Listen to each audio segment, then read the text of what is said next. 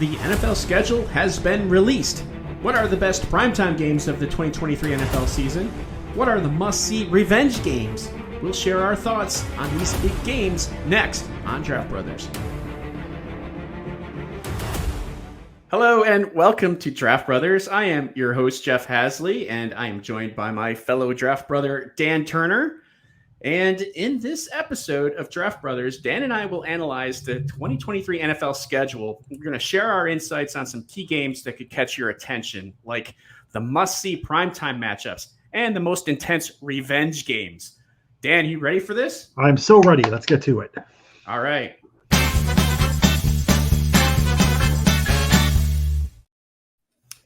Okay, so let's start off with the best, most must-watch primetime games. Is there any one in particular that you want to talk about first? Because we've got a good one for Thursday, we've got a good one for Sunday, and we've got a really good one for Monday. Well, we got to start with the Monday night one. Anytime you can get a Super Bowl rematch, that has to be number one. So, Philly traveling to Kansas City to face the Chiefs is definitely number one on week 11. Week 11, yes. Definitely number one on my list personally, obviously, because I want to kick the shit out of them.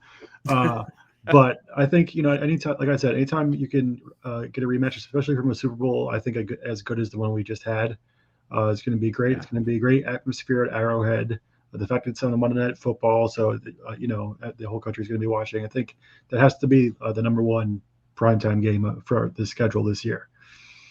Yeah, and hopefully week 11, you're looking at two teams that are like, 9-1 or, whatever their record might be. I'm not sure about bye weeks yet, but hopefully there's it's just going to be a huge hyped up game as it is expected to be. So absolutely. I do know that Philly's bye week is week 10, so that's coming off Philly's bye. Oh, ooh. Okay. So we'll be well rested for Patrick Mahomes. That's a little feather in their cap there, man. That's a little hey, we're going to give this to you. The matchup is in Kansas City, but you know what? We're going to give you a bye week right before. So, all right, I like that. I love that pick as the number one primetime matchup. Okay, so we've got a Thursday game, which is the absolute first game of the season, which is our Chiefs again here that we just mentioned. Versus the Lions. And again, this game is in Kansas City. What's with all these great games in Kansas City? Detroit, are they worthy of the hype that the NFL is apparently giving them? Mm-hmm. Yeah, it's definitely, considering what Detroit's reputation has been the last couple of years, to see them get the marquee first game of the season is definitely something I'll be looking forward to. Especially with the kind of draft they had, drafting Jamar Gibbs and everything. We'll get our first look at what he's going to do in their offense.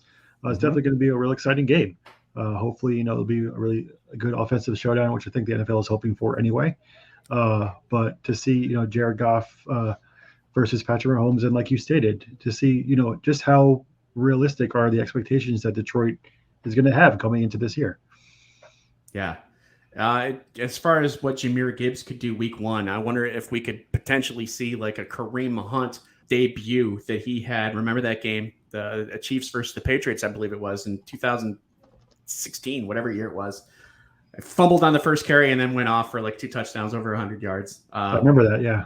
Yes. So, yeah, big game, big opportunity for Detroit. If they were to somehow win that game on the road in Kansas City week one, everyone would just go like... That's a statement game. That's what that is. Game. All right. Speaking 100%. of statements, let's talk about our other game here that we like, and that's Sunday Night Football. That's week 9. That is the Bills at Bengals. It's definitely a game that I think both teams have circled, because this was the Damar Hamlin game, the questionable game about what would happen. Cincinnati seems to have their number. This game is in Cincinnati. Buffalo's going to have to come out big. And I think Cincinnati's the favorite here, obviously, because it's home. And right. They just seem to know how to beat Buffalo, right? We saw it in the playoffs. Yeah. So your thoughts on this game? I definitely see it as a revenge game because, like you said, like the Bengals have had their number for the past couple of meetings. And obviously, the Damar Hamlin thing was that was much more important than any kind of game result could have been. Yeah. But I do think that had that not happened, that would have been, one of those classic like back and forth games that we just didn't get to see. So having it this year, and hopefully, that Damar Hamlin situation never happens again to anyone else. We really get to see, in terms of really the pecking order in the AFC. Like, is it going to be Burrow and the Bengals, slotting right under the Chiefs and Mahomes, or is it going to be Josh Allen and the Bills?